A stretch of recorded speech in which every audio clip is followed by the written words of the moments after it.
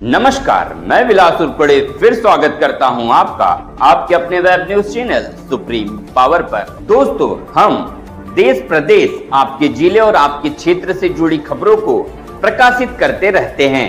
तो आप हमारी खबरों को देखने के साथ साथ हमारे चैनल से सीधे जुड़ सकते हैं, सिर्फ और सिर्फ इस लाल बटन को दबाकर और हमारे चैनल को सब्सक्राइब कर। सेकंड फेज जाहिरात सेकंड फेज जाहिरात उर्वरित शिक्षक भरती उर्वरित शिक्षक भरती 10% पदभरती पात्र गैरहजर जागेंची भरती पात्र गैरहजर जागेंची भरती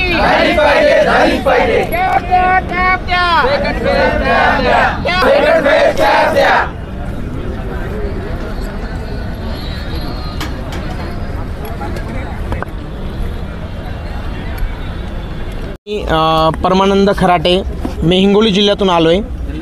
मुळात शिक्षक भरतीची जी काही उर्वरित सेकंड फेज शिक्षकांची भरती जी राहिलेली आहे ती झाली पाहिजेत।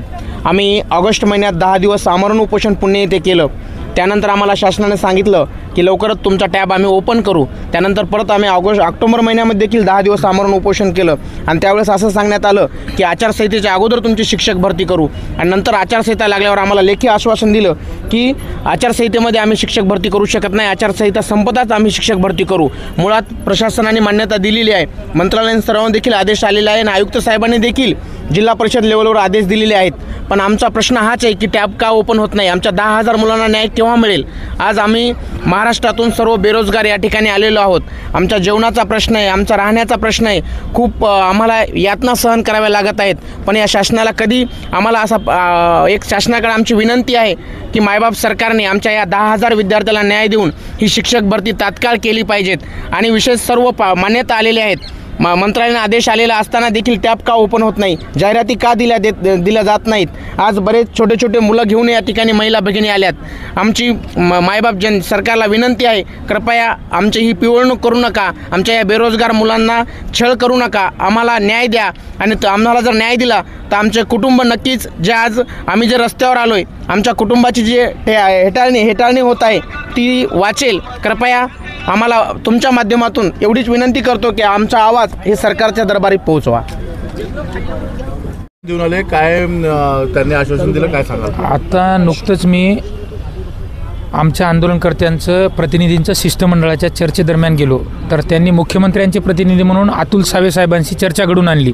तर त्या दरम्यान झालेल्या चर्चेअंती त्यांच्या निदर्शनास हे आणून दिले की मागील ऑगस्ट महिन्यामध्ये आम्ही तब्बल 8 दिवस धरणे आंदोलन व 5 दिवस अन्नत्याग आंदोलन आणि त्यानंतर लागलीच 5 ऑक्टोबरपासून पुन्हा अन्नत्याग आंदोलन व 9 दिवस धरणे आंदोलन अशा पद्धतीने ही महाराष्ट्रातली बेरोजगार पिढी सर्व परीक्षा उत्तीर्ण असूनही लढतायत। एकीकडे राज्याच्या शिक्षण मंत्र्यांनी 2-2 वेळा 50,000 पदभरतीचं आश्वासन दिलं, पण अत्यल्प शिक्षक भरती केली। त्या मला म्हणायचं दुर्दैवानं की त्यांनी जे या बेरोजगार बांधवांच्या जीवाशी खेळ लावला आहे, त्यांच्या भावनेशी जे खेळलेत की त्यांचं यावेळेस शिक्षण मंत्रीपद त्यांची सत्ता येऊन सुद्धा गेले, म्हणून दगा किसी का सगा नाही होता हेच अनुभवास मिळाले। दुसरी गोष्ट, नॅशनल लेबर ऑर्गनायझेशनच्या अहवालानुसार नुकताच हा अहवाल आहे नोव्हेंबर 2024 एंडिंगचा।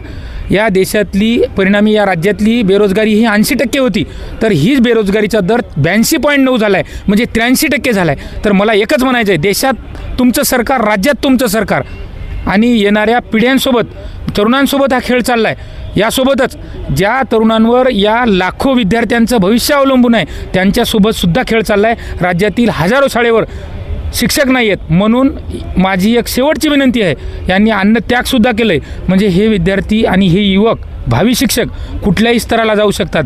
येत्या काळात लवकरात लवकर पवित्र पोर्टलचा टॅब ओपन करून देणे आणि पवित्र पोर्टल रन न केल्यास हेच युवक उद्या आत्मदहनाला सामोरे गेल्यास नवल वाटू नये।